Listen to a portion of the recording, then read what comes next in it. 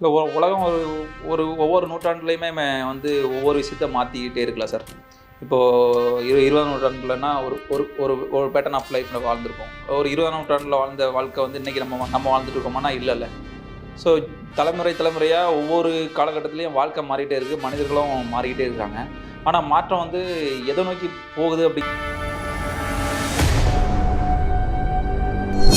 மக்களுக்கு சொல்லிக்கிறது வனிதா அவங்களலாம் கான்ட்ரோவர்சின்னு சொல்ல வேண்டாம். நான் இப்படிதான் சொல்லிட்டு இருக்கிற ஒரு நிஜமான படம் சிறப்பா வெளிவரும். பொதுமக்கள் வந்து இப்ப நல்ல படங்கள வந்து தைரியமா கொண்டு வராங்க. செலிப்ரேட் பண்றாங்க. யார் நடிச்சிருக்கான்னு பார்க்க மாட்டேங்கிறாங்க. கன்டென்ட் நல்லா இருந்தா இமிடியேட்டா செலிப்ரேட் பண்றாங்க. ரஜினி சார் அரசியலுக்கு வருவேன்னு சொல்லிட்டு வரல.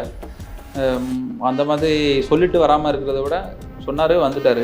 வழக்கமா எல்லாரும் சொல்றது தானே, அரசியலுக்கு யாருனாலும் வரலான்னு சொல்லுவாங்க. இன்னைக்கு இருக்கிற காலத்துல அரசியலுக்கு எல்லாரும் வந்து தலைவரா ஆக முடியுமான்னா, அது ஒரு பெரிய கேள்விக்குறி தானே சார். உலகத்தில் வந்து சரி தப்புன்னு எதுவுமே கிடையாது. உனக்கு சரி எனக்கு தவறுன்னு சொல்லிட்டு ஒரு கோர்ஸு படிச்சிருக்கிறேன். அந்த மாதிரி தான் இந்த விமர்சனம் வந்து படம் ரிலீஸ் ஆகிறதுக்கு முன்னாடியே சரியா, இல்லை நல்ல படம்னு சொல்கிறது சரியா, கெட்ட படம்னு சொல்கிறது இல்லை விமர்சனமே பண்ணக்கூடாதா அப்படின்னா ஜெம் தொலைக்காட்சி நேயர்களுக்கு வணக்கம். நாம் இன்றைக்கி யாரை பார்க்க போகிறோன்னா, பொதுநலன் கருதி மற்றும் சமூக விரோதி படத்தோட இயக்குனர் சியோன் ராஜா அவர்களை தான் நம்ம பார்க்க போகிறோம். வணக்கம் சார். வணக்கம். நல்லா இருக்கீங்களா? சிறப்பாக இருக்கேன், நல்லா இருக்கிறேன். மொதல் படம் வந்து பொதுநலன் கருதின்னு வச்சுருக்கீங்க, ரெண்டாவது படம் வந்து சமூக விரோதின்னு வச்சுருக்கீங்க. என்ன காரணம்? காரணம் என்ன, ஒவ்வொருத்தருக்கும் எப்படி கலையை வந்து எப்படி பயன்படுத்தணும்னு சொல்லிட்டு ஒரு நோக்கம் இருக்கும். எனக்கு இந்த கலையை அரசியல்படுத்தணும் அப்படிங்கிறது ரொம்ப சின்ன வயசுலேருந்து ரொம்ப ஆவலோட பண்ண விஷயம். பொதுநலன்கிறது எடுத்ததுக்கப்புறம் வேற ஒரு கான்செப்டில் பண்ணலாம் அப்படிங்கிறது தான் சமூக விரோதி எடுத்தேன். சமூக விரோதி பேர் வைக்கிறதுக்கு காரணம் என்னென்னா, இந்த இந்த கான்செப்ட் எழுதி முடிக்க வரைக்கும் டைட்டில் வைக்கல. முடித்ததுக்கப்புறம் ஒரு நெகட்டிவ் சைட் தேவைப்படுச்சு. ஏன்னா படத்தில் நம்ம கேரக்டராக பண்ணியிருக்க எல்லா விஷயமே வந்து பார்த்திங்கன்னா சோசியல் கனெக்டிவிட்டியோடு இருக்கும். பட்டு நெகட்டிவ் தாட்ஸோடு இருக்கிறவங்களோட ஐடென்டிஃபை பண்ணியிருக்கோம் நிறைய விஷயங்களை. ஸோ அது இருந்தால் நல்லாயிருக்கும் அப்படின்னு சொல்லிட்டு கேட்சியாக தேடிட்டு இருக்கும்போது சமூக விரோதி அப்படிங்கிறது ஒரு ஐகானிக் நேமாக இருக்கும்னு சொல்லிட்டு பண்ணேன். யாரெல்லாம் சமூக விரோதின்னு சொல்லிட்டு இந்த படத்தில் ஏதாவது கோடிட்டு காட்டுறீங்களா? சமூகத்தில் நம்ம ஒரு 2 விதமான வாழ்க்கை வாழ்வாங்க. ஒன்று வந்து பணத்துக்காண்டி வாழ்கிறது, இன்னொன்று சொசைட்டிக்காண்டி வாழ்கிறது. ஸோ இந்த சொசைட்டிக்காண்டி வாழ்கிறவங்கள பொருளாதாரத்தை பின்புலமாக வச்சு இயங்குகிற எல்லாருமே வந்து ஒரு மாஃபியா கேங் மாதிரி இந்த அவங்கள பயன்படுத்தணும் அப்படிங்கிற எண்ணத்தோட டார்கெட் பண்ணுவாங்க. இந்த மாஃபியா கேங் என்ன பண்ணுது அப்படின்னா, சமுதாயத்தை சமநிலை எப்போல்லாம் தவறுதோ, எப்போல்லாம் வந்து அவங்களோட சொபசிகேட்டட் லைஃப் வந்து பறிபோகும் அப்படிங்கிற ஒரு ஒரு ஒரு ஒரு பதட்டம் உருவாகுதோ, அப்போல்லாம் எப்போ ஒரு புரட்சி எப்படி உருவாகுதோ அதையெல்லாம் தடுக்கிறதுக்கு எல்லா விஷயத்திலுமே தன்னை சொபசிகேட்டடாக வச்சுக்கிறதுக்கு ஒரு குரூப் என்கிட்டே இருக்குது இல்லையா. இதுக்கு மாற்று வழியில் சிந்திக்கிறான்ல, ஒன்று புரட்சியாவோ இல்லை கம்யூனிசம் விதத்தாவோ இல்லை எல்லாருமே ஒன்றா இருக்கணுங்கிற மனிதநேய சிந்தனையோட சிந்திக்கிறவனை எல்லாருமே மட்டுப்படுத்தணும்னு நினைக்கிற எல்லாருமே சமூக விரோதின்னு அடையாளப்படுத்திருக்கோம். அதுதான் அந்த படத்தோட முக்கியமான ஒரு காரணம். படத்தோட ஃபர்ஸ்ட் லுக்கில் வந்து பார்த்திங்கன்னா காடு, யானை இந்த பேக்ட்ராப் சம்மந்தமாக இருக்குதுல்ல, இது எதை பற்றி சொல்ல வரீங்க? இல்லை உலகம் ஒவ்வொரு நூற்றாண்டுலையுமே வந்து ஒவ்வொரு விஷயத்த மாற்றிக்கிட்டே இருக்குல்ல சார். இப்போது 20ஆம் நூற்றாண்டுலன்னா ஒரு ஒரு ஒரு ஒரு பேட்டர்ன் ஆஃப் லைஃப்ல வாழ்ந்திருக்கோம். ஒரு 20ஆம் நூற்றாண்டில் வாழ்ந்த வாழ்க்கை வந்து இன்றைக்கி நம்ம வாழ்ந்துட்டு இருக்கோமான்னா இல்லைல்ல. ஸோ தலைமுறை தலைமுறையாக ஒவ்வொரு காலகட்டத்திலையும் வாழ்க்கை மாறிட்டே இருக்குது. மனிதர்களும் மாறிக்கிட்டே இருக்கிறாங்க. ஆனால் மாற்றம் வந்து எதை நோக்கி போகுது அப்படிங்கிற ஒரு விஷயம் இருக்குல்ல சார். எந்த எந்த எந்த பாதையில் போயிட்டுருக்கு, நம்ம எதை ஃபாலோ பண்ணோம் அப்படிங்கிற விஷயத்த நம்ம அடையாளப்படுத்துறதுக்கான நோக்கத்தோடு தான் இருக்கிறோம். காடும் சார்ந்த வாழ்க்கை வாழ்ந்தோடனே மனிதன் வந்து தன்னோட இயல்பாக துளைக்காமல் ஒரு யதார்த்தத்தோட மெர்ஜாகி இருந்தான், ஜெல்லாக இருந்தான். அப்போது வந்து ஒரு அன்பும் ஒரு பரிசுத்தமும் நல்லா இருந்துச்சுன்னு நினைக்கிறேன். என்றைக்கு அதை தாண்டி வெளியே வந்து ஒரு பொது உடைமை அப்படிங்கிற தன்மையை தாண்டி தனக்கு தான் வாழ்க்கை அப்படின்ட்டு ரொம்ப குறுகிய மனப்பான்மையோடு போயிட்டோமோன்னு தோணுது சார். அந்த ஒரு காலகட்டத்தில் வாழும்போது மக்களுக்கு தனக்கான ஒரு வெறுப்பு அரசியலை விதைக்கிறதுக்கு ஸ்பேஸ் நிறையா கொடுக்குறோமோன்னு தோணுது. ஸோ அதனால் காடை விட்டு நாட்டுக்கு வந்தோம். இன்றைக்கி கட்டிட காலத்துக்குள்ள வாழ்ந்துட்டுருக்கோம். அந்த அந்த எத்திக்ஸை வந்து நம்ம உடைச்சிட்டு போகிறதுக்கான வாய்ப்பே அதை நம்ம இனிமேல் வாய்ப்பே இல்லைன்னு தோணுது. இந்த கட்டிடக்காடுக்குள்ளே வந்த பிறகு இதோட அரசியல் வந்து இன்னும் மோசமாக இருக்குது. இதை தாண்டி வெளியே போகும்போது போக முடியுமா அப்படிங்கிறதே பெரிய கொஸ்டின் மார்க்காக இருக்குது. சமூக இதில் அதை ரொம்ப அழகாக அடையாளப்படுத்தியிருக்கிறோம். அதனால தான் அதை மென்ஷன் பண்ணி. இந்த சமூக விரோதி படத்தில் யாரெல்லாம் நடிச்சிருக்காங்க? இதில் பிரஜின் ஹீரோவாக நடிச்சிருக்கிறாரு. அவரை பற்றி கொஞ்சம் சொல்லுங்கள். இதில் அவர் வந்து நிறைய படங்கள் பண்ணிட்டு இருக்காரு. இப்போ கரண்ட்லேயும் பண்ணிட்டு இருக்காரு. இந்த படத்தில் வந்து அவரை அப்ரோச் பண்ணும்போது அவருக்கு நிறைய படங்கள் பண்ணிட்டு இருக்கும்போது எப்படி அப்படின்னு சொல்லுவார். சார் கதை சொல்லுங்கண்ணே. கதை சொன்னால் ரொம்ப பிடிச்சி இமீடியட்டாக கால்ஷீட் கொடுத்தாரு. கால்ஷீட் கொடுத்தா ஒரே ஷெடியூலில் பண்ண போகிறோம் அப்படின்னு சொன்னோம். கிட்டத்தட்ட ஒரு 30 டேஸ்க்குள்ளே ஒரே ஷெடியூலில் முடிக்கிறோம். 4 கெட்டப்னு சொன்னேன். பயங்கர ஷாக்கிங்காக இருக்குது, பட்டு எக்ஸைட்மெண்ட்டாக இருக்குது அப்படின்னு சொன்னார். சரி ஓகே பண்ணி பார்க்கலான்னு சொன்னார். ட்ரெய்லர்லேயே நாங்கள் பார்த்தோம், நல்லா இருந்தது. ஸோ இமிடியேட்டாக பண்ணோம். ரெண்டாவது ஒரு ஈகோ இல்லாமல் ஒரு ஆள் தேவைப்பட்டார் எனக்கு. எந்த வித ஈகோவும் இருக்கக்கூடாது. அவரை வந்து ஒரு ஒரு யூசர் ஃப்ரெண்ட்லியாக இருக்கணும்னு நினச்சேன். இப்போ த்ரூ அவுட்டாக நம்ம பழகும்போது ரொம்ப அட்டாச்மெண்ட்டாகவும் இருந்துச்சு. ஆன் செட்டுக்கு போனோடனே எல்லாத்தையும் மறந்துட்டு அந்த கேரக்டராகவே ஃபுல் அண்ட் ஃபுல் இருந்தார். ஈவன் கேரவனுக்கு போகிறதில்ல, உள்ளே இருந்து எடுத்துன்னு சொல்லிட்டு ஆமாம் இமிடியேட்டாக போகிறதுக்கு. ஏன்னா டே நைட்டு ஒர்க் பண்ணோம். ஸோ இது நம்மளே எல்லா விஷயங்களும் பண்ணுறதுனால ரொம்ப அழகாக பண்ணி கொடுத்தாரு. நல்லாவே பண்ணி கொடுத்தாரு. படத்துலேயே அந்த விஷயங்கள் எல்லாமே நல்லா ஒர்க் அவுட் ஆகிருக்குது. படம் சீக்கிரமாக ரிலீஸ் ஆக போகுது. ரொம்ப ஹாப்பியாக இருக்கிறோம் வெயிட் பண்ணிவிட்டு. அப்புறம் படத்துக்கு வந்து இப்போது ரிவைசிங் போயிருக்குன்னு சொன்னாங்க. ரிலீஸுக்கு நீங்கள் வந்து ரெடியாக இருக்கீங்க. சென்சார் போர்டு ஏதோ பிரச்சனை அதை கேள்விப்பட்டோம். அது எந்த மாதிரி பிரச்சனைலாம் இருக்குது? இல்லை 2 விஷயம் இருக்குல்ல சார். ஒன்று வந்து நம்ம மக்களுக்காண்டி படம் எடுக்கிறோமா இல்லை வெறும் சென்சார் போர்டுக்காண்டி படம் எடுக்கிறோமா அப்படிங்கிற 2 தாட்ஸ் இருக்குது. வெறும் சென்சார் போர்டு என்னெல்லாம் வந்து பண்ணக்கூடாதுங்கிறாங்களோ அதுக்கு ஏற்ற மாதிரி படம் எடுத்து வணிக சினிமாவாக சேஃபாக காசு சம்பாதிச்சுட்டு போகிறதுக்கான ஒரு விஷயம் எப்போவுமே இருந்துகிட்ருக்கு. அதுக்கான அந்த கேட் வந்து எப்போவுமே ஓப்பனில் தான் இருக்குது. அதை தாண்டி கொஞ்சம் அறிவு பாதையில் போனோம், சமூக சிந்தனை அந்த மாதிரி போகும்போது இந்த பிரச்சனைலாம் வரதான் சார் செய்யும். அதுக்கான அதை ஃபேஸ் பண்ணுற ஆட்கள் தான் அடுத்த கட்டத்துக்கு போக முடியும் ஆழமாக நம்புகிறோம். இப்போ சென்சாரில் பிரச்சனை வந்துச்சுன்னா ஆமாம் வந்துச்சு. இப்போது நீதிமன்றத்தில் வழக்கு இருக்கிறதுனால அதை பற்றி பெருசாக பேச முடியாது. ஆனால் ஒரு விஷயத்தை என்னால் தெளிவாக சொல்ல முடியும். என்ன அப்படின்னா, மக்களுக்கான சினிமாவை தமிழ்நாட்டில் எடுக்கும்போது இந்த பிரச்சனைகள் எல்லாமே வந்துட்டு தான் இருக்குது. இதை காலங்காலமாக ஆர்கே சுல்மானிலேருந்து ஒவ்வொருத்தரும் இன்றைக்கி எடுக்கிற ரஞ்சித் சார்லேருந்து மாரி செல்வராஜ்லேருந்து அமீர் சார்லேருந்து சமுத்திரகணேசன்லேருந்து எல்லாரும் வந்து அதை அனுபவிச்சு தான் வெளியே வராங்க. இன்னும் அடுத்த ஜென்ரேஷன் அடுத்தால வந்தாலும் அவங்களும் அனுபவிச்சு தான் வெளியே வரணும். இதை பார்க்கவே மாட்டேன், ஐயோ இந்த பிரச்சனையெல்லாம் நான் சேஃபாக பண்ண மாட்டேன் பண்ணிவிட்டு நான் படம் எடுக்கிற வரணும்னா யாருமே வர முடியாது. இதை எதிர்க்கிறவன் தான் படம் எடுக்க வரணும். அந்த தைரியம் இருந்தால் தான் சினிமாக்குள்ளே வரணும். அது இல்லாமல் ஐயோ இதில் பிரச்சனை அதில் பிரச்சனை அப்படின்னு பயந்து ஓடிட்டா எவ்வளோ நாள் ஓடுவீங்க? எங்கே ஓடுவீங்க? எல்லோரும் இந்த சொசைட்டிக்காண்டி தானே இருக்கிறோம், இந்த மக்களுக்காண்டி தானே படம் எடுக்கிறோம். அதை தாண்டி எங்கே போயிட போகுது? சென்சாரில் இருக்கிறவங்க நம்ம மக்கள் தானே இருக்காங்க.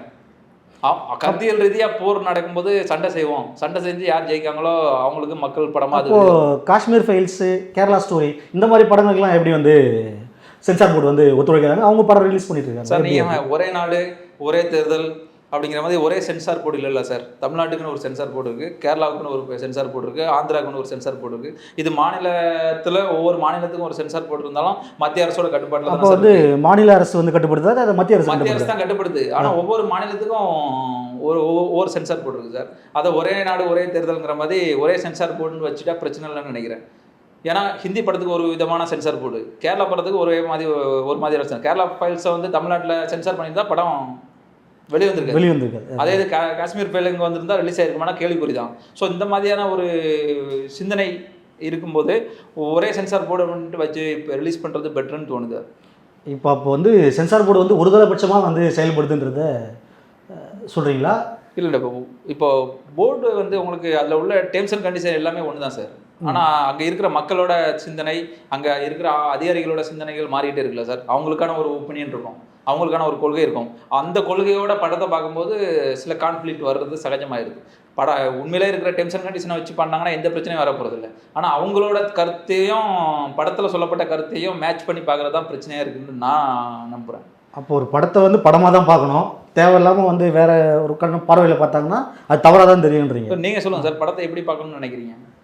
நான் ஒரு படத்தை வந்து படமாக பார்க்கணும்னு நினைக்கிறேன். அவ்வளோதான். படத்தில் என்ன சொல்லப்பட்டிருக்கு, அதன் மூலமாக சொசைட்டிக்கு என்ன ஆகுது, நம்ம அதை வந்து எப்படி டைஜஸ்ட் பண்ணுறோம், அதிலேருந்து நம்ம என்ன அண்டர்ஸ்டாண்ட் பண்ணிக்கிறோங்கிறது தான் படம். அவ்வளோதான். அதன் மூலமாக வேறு என்ன விஷயங்கள் நடந்துட போகுது, எல்லா விஷயங்களுமே அவ்வளோதான். சொசைட்டி தான் வில்லன்னு நினைக்கிறேன். அந்த படத்தை பொறுத்த வரைக்கும் சொசைட்டியில் இருக்கிற ஏற்றத்தாழ்வு இருக்குல்ல, காரணங்கள் இல்லாமல் ஒருத்தன் மேலே ஒருத்தன் கீழே ஒருத்தன் சைடில்ங்கிற ஒரு பிரச்சனை இருந்துகிட்டே இருக்குல்ல, காலங்காலமாக இருக்குல்ல, அதுதான் இங்கே இருக்குது. ஒரு பக்கமாக சமூகம் வந்து சொசைட்டி வந்து ஒரு பக்கம் நம்ம கற்பனைக்கு எட்டாத ஒரு வளர்ச்சி இருக்குது. ஒரு பக்கம் ஒரு வேளை சாப்பாட்டுக்கே கஷ்டப்படுற அந்த பிரச்சனை இருக்குல்ல. இந்த விஷயத்த வந்து பொருளாதாரத்தை பயன்படுத்தணும்னு நினைக்கிற மனிதர்கள் எப்படி மூளைச்செலவு பண்ணி இளைஞர்களை வந்து வழிநடத்தி அதை மிஸ்யூஸ் பண்ணி அவனை வந்து தப்பாக வழிநடத்துகிற மூலமாக அவனை வந்து ஒரு பெரிய மாஃபியாவாக உருவாக்கி அவனை வந்து ஒரு கஞ்சா கடத்துறதுக்கோ போதை மருந்து கடத்துறதுக்கோ எந்த அளவுக்கு அழகாக வந்து பயன்படுத்துகிறாங்க. பணம் தான் எல்லாமே அப்படிங்கிற ஒரு மனித அறத்தை மீறி செய்யப்படுற எல்லா விஷயத்தையுமே நல்லதுன்னு நினைக்கிறேன். அதை வந்து இதுதான் உன்னோட லைஃப்னு சொல்லிட்டு குளோரிஃபை பண்ணி அதன் மூலமாக அரசியல் லாபத்தையும் பொருளாதார லாபத்தையும் அவங்க எடுத்துக்கிறதுக்காகவும் சட்டத்திட்டத்துக்கு கட்டுப்படாத மனிதர்களை உருவாக்குறதன் மூலமாக தன்னை வந்து ஒரு பொருளாதார மையமாக உருவாக்குற எல்லா மனிதர்களையும் சமூக விரோதின்னு அடையாளப்படுத்தியிருக்கோம். அதுதான் இந்த படத்தோட நெகட்டிவ் கேரக்டரோட அடையாளம். இதில் வந்து கே ராஜன் சார் நடிச்சிருக்காங்க, கேள்விப்பட்டோம். அதுக்கப்புறம் கான்ட்ரவர்சிக்கு டஃப் கொடுக்குற வனிதாக்காவும் நடிச்சிருக்காங்க, கேள்விப்பட்டிருக்கோம். நீங்கள் அதை பற்றி கொஞ்சம் சொல்லுங்கள். வேறு கான்ட்ரவர்சின்னு வச்சுட்டிங்களா? ஆக்சுவலாக அவங்க ரொம்ப நல்ல ஹியூமன் பீயிங்னு நினைக்கிறேன் வனிதா அவங்க. எனக்கு படத்தில் வந்து நடித்தது போகவும் சரி பர்சனலாகவும் சரி ரொம்ப ஜெனுனாக இருக்காங்க. ரொம்ப நான் பொறுத்த வரைக்கும் இப்போ செட்லையும் சரி டைமுக்கு வராங்க, கரெக்டான டைமில் நடித்து கொடுக்குறாங்க. டேக் வந்து நிறைய போகிறது இல்லை, நம்ம என்ன சொல்கிறோம் அப்படிங்கிறத ஈஸியாக அப்சர்வ் பண்ணிக்கிறாங்க. ஒரு மனிதர் வந்து தன்னோட இயல்பில் இருக்கிறத அவங்கள எல்லாத்தையும் நீ கான்ட்ரவர்சின்னு முத்திரை குத்துறது மூலமாக அவங்கள வந்து சினிமாவில் இருந்தும் சரி ஒரு பொது சமூகத்துலேருந்தும் நீங்கள் அது புறக்கணிக்கப்படுறாங்கன்னு சொல்கிறேன். நான் வந்து மக்களுக்கு சொல்லிக்கிறது வனிதா அவங்களெலாம் கான்ட்ரவர்சின்னு சொல்ல வேண்டாம். நான் இப்படி தான் சொல்லிட்டு இருக்கிற ஒரு நிஜமான மனிதராக தான் வனிதா விஜயகுமார் அவங்கள பார்க்குறேன். அப்புறம் கே ராஜன் சார் ஒரு கவுன்சிலர் கேரக்டர் பண்ணியிருக்காங்க, ரொம்ப அருமையாக பண்ணி கொடுத்துருக்காரு. ஒரு ஒரு ஒரு ஒரு 2 days அவர் கூட ட்ராவல் பண்ண வேண்டியதாக இருந்துச்சு. ஃபஸ்ட் நடிக்க மாட்டேன்னு சொன்னார், அதுக்கப்புறம் பண்ணலான்னு சொன்னாங்க. ஏன்னா 2 சீன்லாம் நடிக்க மாட்டேன், தெரியும்ல ராஜன் சார் சொல்லுவார், சார் கதை கேளுங்கன்னு சொன்னேன். அதுக்கப்புறம் கதை கேட்டார், சரி பண்ணலாம்டா தம்பி அப்படின்னு சொன்னாங்க.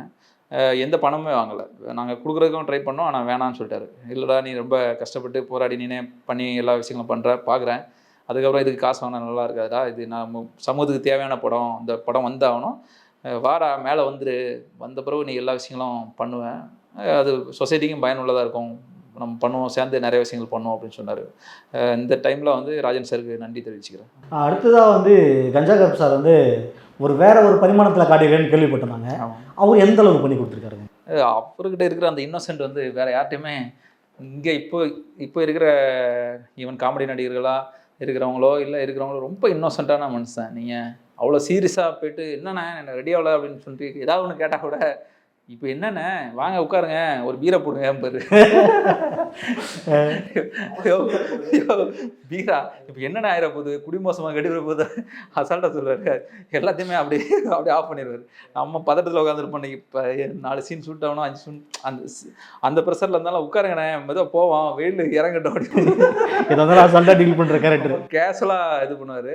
ஆனால் ஆன் ஸ்பாட்டு வந்துட்டாருன்னா ஒரு ரொம்ப யதார்த்தமான ஒரு விஷயம். இந்த இதில் வந்து ஒரு பொலிட்டிக்கல் ஆளாக பண்ணியிருக்கிறாரு. டோட்டலாக கெட்டப்லேருந்து அந்த மாலேஷனில் வந்து எல்லாமே ரொம்ப அழகாக பண்ணி கொடுத்துருக்காரு. ஆக்சுவலாக இந்த படம் வந்து அவருக்கு ஒரு ரீஎன்ட்ரி மாதிரி இருக்கும். எப்படி ராமில் வந்து ஒரு பேட்டர்ன் ஃபாலோ பண்ணியிருப்பாரோ அந்த மாதிரி இதில் வந்து டோட்டலாக நீ பண்ணாத ஒரு விஷயத்த பண்ணி கொடுக்கணும் அப்படின்னா நான் பண்ணாத ஒன்று தலைகளை நடக்கட்டுவா இல்லை நான் தலைகளை நடக்க வேண்டாம், அப்புறம் என்னென்ன ஒரு கையை வெட்டிக்கிட்டுமா அப்படின்னு இப்படி ஒவ்வொன்றா சொல்லிகிட்டே இருந்தார். இல்லைன்னா இந்த மாதிரி வேணும்னு சொல்லணுமா பண்ணும்போது இறங்கி பண்ணும்போது அது ஒரு டோட்டலாக இன் அண்ட் அவுட் ரொம்ப வித்தியாசமாக பண்ணி கொடுத்தாரு. அவருக்கு ஒரு பெரிய ரீஎன்ட்ரியாக இருக்கும் அந்த படம் கஞ்சகருப்பண்ணனுக்கு. ரெண்டாவது இன்னொரு விஷயம் சொல்லி ஆகணும், சில நாள்லாம் நைட்டு வந்து 2 மணி ஆகும் ஒரு தூக்கமே வந்துடும் அந்த டைமில். ஆனால் செட்டில் உள்ள எல்லாத்தையும் சந்தோஷப்படுத்தணும்னு சொல்லிட்டு அவர் இறங்கி ஏதாவது ஒரு காமெடி பண்ணிவிட்டு எல்லாரையுமே எனர்ஜியாக வச்சுக்கணும்னு சொல்லிட்டு பயங்கரமாக பண்ணார். இந்த டைமில் அவருக்கும் தான் ஒரு பெரிய தேங்க்ஸ் சொல்லணும் கஞ்சகருப்பண்ணன். அடுத்த படத்துலேயும் அவருக்கான இது இருக்குது, சீக்கிரமாக கால் ஷீட் கேட்க வருவேனே. இந்த சமூக விரோதி படத்தில் வந்து கேமராமேனாக யார் பண்ணியிருக்காங்க, அதை பற்றி கொஞ்சம் சொல்லுங்கள். நம்ம நீண்டகால நண்பர் ஜிஜு பண்ணியிருக்காப்புல. சினிமாவை வந்து என்ன இன்டெப்த்தாக அண்டர்ஸ்டாண்ட் பண்ணிக்கிற ஒரு மனிதர். இப்போ உங்களுக்கு பார்க்கிங் படம் வந்துச்சுல்ல, அதில் அவர் தான் கேமராமேனு. நம்ம படத்துக்கு ரொம்ப முதல்லேருந்து பிகினிங்லேருந்தே கலர் என்ன மாதிரியான பேட்டர்ன் பண்ணலாம் எல்லா விஷயங்களும் டிஸ்கஸ் பண்ணி எனக்கு ரொம்ப ரொம்ப ஹெல்ப்ஃபுல்லாக இருந்துச்சு. செட்லேயும் சரி போஸ்ட்லேயும் சரி ரொம்ப அழகாக ஒர்க் பண்ணி கொடுத்தாரு. படம் இந்தளவுக்கு வந்திருக்கிறதுக்கு ஒரு கூட்டு முயற்சிங்கிறதுல அவரோட பங்கை ஒரு 100% பெஸ்ட்டாக பண்ணி கொடுத்தாரு. அந்த விஷயத்தில் ஜிஜு ஐ லவ் யூ. இந்த படத்தோட ப்ரொடக்ஷன் பற்றி கொஞ்சம் சொல்லுங்களேன். ப்ரொடக்ஷன் அது நிறையா பல சம்பவங்கள் நடந்துச்சு. எந்த சம்பவத்தை பற்றி சொல்லலான்னு சொல்ல, அதை பற்றி தனியாக ஒரு பெரிய எபிசோடே பண்ணலாம். ஏன்னா பிகினிங்கில் வந்து வேற ஒரு ப்ரொடக்ஷன் தான் பண்ணி ஸ்டார்டிங் போச்சு. அப்புறம் இப்போ ஷூட்டிங் முடிகிறதுக்குள்ளே அது ஒரு பெரிய இஷ்யூ ஆயிடுச்சு. ஃபைனான்ஸியருக்கும் அந்த ப்ரொடக்ஷன் கம்பெனிக்கும் பெரிய இஷ்யூ ஆகி ஃபைனான்ஸுக்காரங்க சரி படத்தை ட்ராப் பண்ணலாங்கிற ஒரு கட்டத்துக்கு வந்தாங்க. அப்புறம் அவங்க எடுத்து பண்ணலான்னு சொன்னாங்க. அப்புறம் டைம் டிலே ஆகிட்டே இருந்துச்சு. ஸோ இமிடியேட்டாக இயக்குனர் தானே அதுக்கான முயற்சிகளை எடுத்தாகணும். அப்புறம் அவங்ககிட்ட போய்ட்டு இன்ட்ராக்ட் பண்ணும்போது அவங்களோட மைனஸ் என்ன ப்ளஸ் என்னன்னு சொல்லும்போது சரி சார் நானே டேக் ஓவர் பண்ணி எடுத்து பண்ணுறேன்னு சொல்லி இப்போ நான் தான் தயாரிப்பாளராக எல்லா விஷயங்களும் பண்ணிகிட்ருக்கேன். எல்லோரும் கூட இருக்காங்க. நண்பர்களின் கூட்டு முயற்சி இருக்குது. நிறைய விஷயங்கள் பண்ணி நிறைய முதலீடு பண்ணி கிட்டத்தட்ட ஒரு நீண்ட கால விஷயத்தில் இறங்கி போராடி இப்போ ஃபைனல் ஸ்டேஜில் ரிலீஸுக்கு இருக்கிறோம். படம் சிறப்பாக வெளிவரும். பொதுமக்கள் வந்து இப்போ நல்ல படங்களை வந்து தைரியமாக கொண்டு வராங்க, செலிப்ரேட் பண்ணுறாங்க. யார் நடிச்சிருக்கான்னு பார்க்க மாட்டேங்கிறாங்க. கண்டென்ட் நல்லா இருந்தால் இமிடியேட்டாக செலிப்ரேட் பண்ணுறாங்க. இந்த படத்தோட கண்டென்ட்டும் அவங்களுக்கு பிடிக்கும்னு நினைக்கிறேன். கண்டிப்பாக செலிப்ரேட் பண்ணுவாங்க. எங்களுக்கும் ஒரு அடுத்த கட்டத்துக்கு கலைத்துறைக்கு போகிறதுக்கு ஒரு நல்ல வாய்ப்பாக இருக்கும்னு நம்புகிறோம். பொதுவாக தமிழ்நாட்டில் வந்து எம்ஜிஆர் முதல் விஜயகாந்த் தொடங்கி எல்லாம் அரசியலுக்கு வந்துகிட்டு இருக்காங்க. இப்போ சமீபமாக வந்து நடிகர் விஜய் அவர்கள் வந்து அரசியலுக்கு வராங்க. அதை வந்து உங்களோட பார்வையை எப்படி பார்க்குறீங்க? விஜய் சார் வந்து பிகினிங்கில் வந்து இப்போது ரஜினி சார் அரசியலுக்கு வருவேன்னு சொல்லிட்டு வரல. அந்த மாதிரி சொல்லிட்டு வராமல் இருக்கிறத விட சொன்னார், வந்துட்டார். வழக்கமாக எல்லோரும் சொல்கிறது தானே, அரசியலுக்கு யாருனாலும் வரலான்னு சொல்லுவாங்க. இன்றைக்கி இருக்கிற காலத்தில் அரசியலுக்கு எல்லோரும் வந்து தலைவராக ஆக முடியுமானா அதுவே ஒரு பெரிய கேள்விக்குறி தானே சார். அப்படிலாம் ஒன்றும் விஷயங்கள் கிடையாது. இன்றைக்கி அரசியலுக்கு வர்றதுக்கே ஒரு ஐடென்டிஃபை தேவைப்படுது இல்லை. ஸோ விஜய் சாருக்கு அந்த ஐடென்டிஃபை எல்லாமே இருக்குது. அவர் பிகினிங்லேருந்தே நிறைய விஷயங்கள் வந்து செஞ்சுக்கிட்டே வர்றாரு. எங்கள் ஊரில் ஒரு ஸ்கூல் இருக்குது. விஜய் சார் ஒன்று. ஆமாம், இல்லை விஜய் ஸ்கூலில் ஒரு கவர்மெண்ட் ஸ்கூல் இருக்குது. அந்த ஸ்கூலுக்கு வந்து எனக்கு தெரிஞ்சு கிட்டத்தட்ட ஒரு 20 வருஷம்னு நினைக்கிறேன். ட்ரெஸ்ஸு எல்லா விஷயங்களும் பண்ணிகிட்டே இருக்காரு. மறைமுகமாக ஹெல்ப் பண்ணிட்டு இருக்காரு. இது எத்தனை பேருக்கு தெரியும்னு தெரியாது. எனக்கு தெரியும். நான் ஊர்லேருந்து வந்து இப்போவும் பண்ணிகிட்டே இருக்காரு. ஸோ இந்த மாதிரி சமூக சேவை விஷயங்கள் நிறையா பண்ணிகிட்டே இருக்காரு. அதுவும் பீக் டாப்பில் இருக்கிறாருல. இன்றைக்கி வந்து அவ்வளோ பெரிய ரிஸ்க் எடுக்கிற ஒரு விஷயத்த பண்ணுறாரு. ஏன் பண்ணுறாருன்னா ஒவ்வொரு மனிதனுக்குமே வந்து செல்ஃப் சாட்டிஸ்ஃபேக்ஷன்ட்டு ஒன்று இருக்கும் சார். ஒரு கட்டத்தில் வந்து சினிமா போர் அடிச்சிருக்கலாம், இல்லை சினிமா வேணாம் இவ்வளோ நாள் இருந்துட்டோம், ஓகே இனிமேல் அடுத்து வாட் இஸ் நெக்ஸ்ட்டுன்னு தோணும்போது ஓகே பொலிட்டிக்கல் வந்து ரைட் ஆப்ஷன் தோணும். எல்லாருக்குமே தானே சார். நீங்கள் எவ்வளோ நாள் வந்து ஆங்கராக இருப்பீங்க, அவர் எவ்வளோ நாள் கேமராமேனாக இருப்பார். ஆனால் இது அவங்களோட கோலாக இல்லாத பட்சத்தில் மேபி ஓகே வாட் இஸ் நெக்ஸ்ட்னு தோணும்போது ஓகே அரசியல் இஸ் த ரைட் ஆப்ஷன் தோணிருக்கும்னு நினைக்கிறேன். கண்டிப்பாக விஜய் சார் எடுத்த முடிவு வந்து நல்ல முடிவு தான். மக்களுக்கு இன்றைக்கி தேவையான முடிவு தான். நம்மளும் இணைந்து பயணிப்போம், பணியாற்றுவோம், அவ்வளோதானே. இப்போல்லாம் ஒரு படம் வர்றதுக்கு முன்னாடியே வந்து யூடியூப்பில் வந்து விமர்சனம்லாம் பண்ணிகிட்டு இருக்காங்க. அது நீங்கள் வந்து சரியான பார்வையில் தான் அவங்க வந்து சொல்கிறாங்களா, இல்லை இது மக்களுக்கு புரிதலே இல்லாமல் அவங்களோட பாயிண்ட் ஆஃப் இருந்து சொல்கிறாங்களான்றதை கொஞ்சம் நீங்கள் சொல்லுங்கள். இது ஜெயகாந்தன் சார் சொல்கிற மாதிரி தான்.